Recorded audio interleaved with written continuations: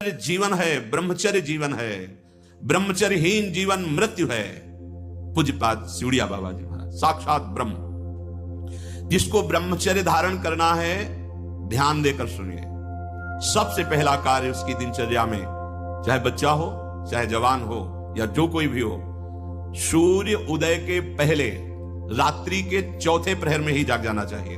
अपने तो अर्धरात्रि के बाद ही जाग जाते हैं। चौथे प्रहर में प्रातः 4 बजे बिल्कुल जग जाना चाहिए।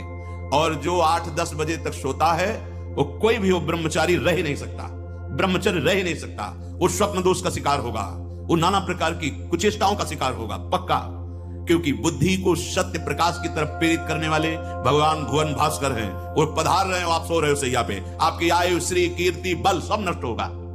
देखो ना जो 10-10 बजे तक सोते हैं, देखो ना उनसे बात करके देखो, एकदम ऐसा लगता है बुझा हुआ जीवन, कोई भागवतिक तेज उत्साह न वाणी में, न नेत्रों में, न तन में। क्या जीवन, मृत जीवन। सबसे पहला नियम लीजिए, जहां भी आपको शब्द सुनाई दे, आपका जीवन ब्रह्मचर्य ही अमृत है और आपका जीवन ब्रह्मचर्य ही नहीं मृत्यु है। ब्रह्मचर्य रहने के लिए आपको अपनी दिनचर्या सुधारनी होगी।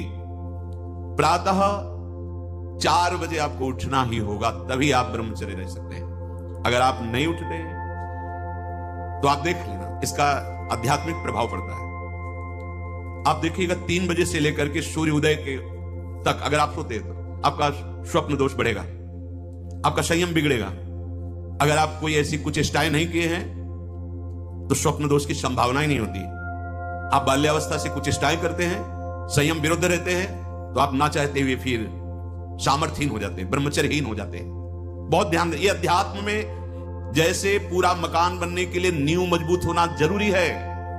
चाहे जयखंड का बना लो आप, अगर नींव मजबूत है, नींव मजबूत नहीं तो फिर मकान ढह जाएगा।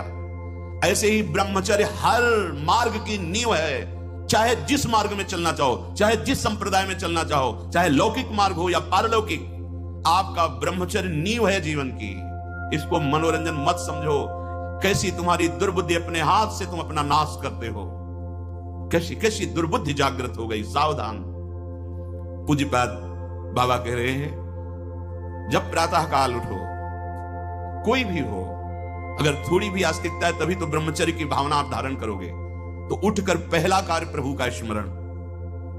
अपने तो प्रभु के स्मरण की सरसता प्राप्त करने के लिए पहले तो गुरुदेव और भक्तों का स्मरण, फिर प्रभु को। मोरे मन प्रभु से विश्वासा, राम ते अधिक राम कर दासा। भक्त सुमिरन से भगवान बहुत जल्दी प्रसन्न हो जाते।